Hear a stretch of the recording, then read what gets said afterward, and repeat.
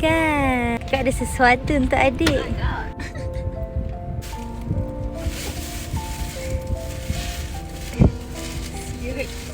Apa dek?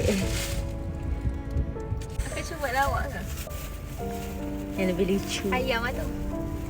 Rumah tak ada ayam dah ke? Tak ada tanya.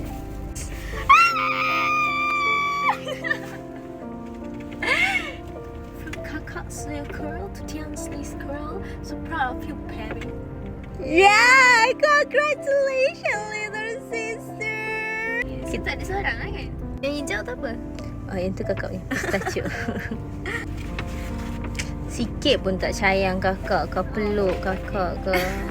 Dapat harta dunia, lupa kakak. Yalah! Lupa dah. Kakak tak, tadi akak pegang pedang kanan. Penuh dengan alasan lah kalau wanita ni. Oh, lah sayang. Oh, no, my baby, baby. My baby, baby. Dapat pandai. Belajar pandai. Orang yang cantik, lemah lembut. Agak garang. Setiap kali akak cium adik mesti bawa masam hobi. Dia nak salahkan kakak.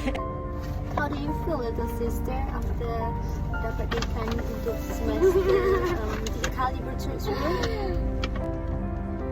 Bersyukur. Alhamdulillah. Semoga berkekali di akhir dan diberkati. kena doa supaya usaha tu diberkati. Kati It's not about the re, it's about the makan. and